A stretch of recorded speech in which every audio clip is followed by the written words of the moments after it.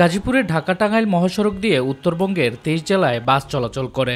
এমন ব্যস্ততম মহাসড়ক দিয়ে বাস ট্রাকের সাথে পাল্লা দিয়ে চলে ব্যাটারি চালিত অটোরিকশা। যদিও সরকারের সিদ্ধান্ত রয়েছে মহাসড়ক ও সিটি কর্পোরেশন এলাকায় অবৈধ ব্যাটারি চালিত রিকশা চালানো যাবে না,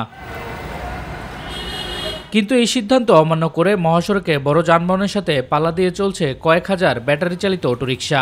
এতে প্রায়ই ঘটছে দুর্ঘটনা, বিড়ম্বনায় পড়ছেন যাত্রীরা।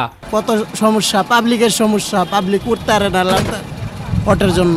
গাড়ি একটু আশেপাশে যাইতে একটু সমস্যা হয়, সেজন্য বাইকগুলো রাখে, অন্য গাড়িগুলোতে অনেক প্রবলেম হয়। এটার জন্য আমাদের যাতায়াতে অনেক সমস্যা হয়। অভিজ্ঞতা তো মনে করেন যে হান্দে ঢুকাই যায়। রোড গার্ড সবসময় জ্যাম রাখে, ওরা কোনো মেনটেন করে গাড়ি চালাইতে পারে না, যে কোনো উল্টা দিক দিয়ে আসে রাস্তা দিয়া।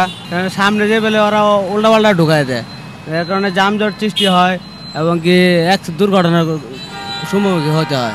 অটোর যন্ত্রণা তো কোনো দিকে যাইতেও পারি না ভাই, যেদিকে যায় ওরা ভাই যে সামনে ব্রিগেড দেয়। পথচারীদের ব্যবহারের জন্য করা হয়েছে ফুটপাত, তবে এসব স্থানে দোকান বসিয়ে দিব্য ব্যবসা করে যাচ্ছে এক শ্রেণীর মানুষ।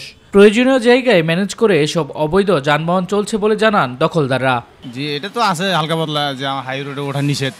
তারপর আমাদের এখানে গ্যারেজ বিধায় আমরা এখান থেকে বাইরে করে গাড়িটা নিয়ে যেতে হয়। সবসময় তো আমরা চালাই না, মানে টিপ পাইছি নিয়ে আসছি, এখন আমরা আবার চলে যাব না। জিবি নাই কোনো কাগজপাতি পারবে, সরকারি কাগজপাতি দিছে, সব দিছে, আমরা চলি। এমনি চালাইতেছে, পুলিশ ধরতেছে, টাকা নিতে চাচ্ছে, এমনি চালাইতেছি। এই নতিয়া তুমি ধরছে, ঠিক আছে, 1600 টাকা দিছিলাম। অবৈধ ব্যাটারি চালিত অটোরিকশা ও সিএনজির বিরুদ্ধে নিয়মিত অভিযান পরিচালনা ও মাইকিং করা হচ্ছে বলে জানান গাজীপুর মেট্রোপলিটনের উপকমিশনার। এই পর্যন্ত আমরা 12,000 গাড়ি ডাম্পিং করেছি অটোরিকশা, ফলে একটা ডিটারেন্ট হিসেবে কাজ করছে। ফলে এই ধরনের রাস্তায় ওঠার প্রবণতা অনেক কমেছে এবং ভবিষ্যতে আমাদের এই ধারা অব্যাহত থাকলে এটা একেবারে জিরোতে নেমে আসবে বলে আমার বিশ্বাস। মহাসড়কে ফুটপাত পথচারীদের জন্য উন্মুক্ত করা, ব্যাটারি চালিত রিকশা ও সিএনজি চলাচলের জন্য সার্ভিস লেন পুনরুদ্ধারে প্রশাসনের কার্যকর পদক্ষেপ চান ভুক্তভোগীরা। শামস তাবরিজ উচ্ছ্বাস, মাই টিভি নিউজ ডেস্ক।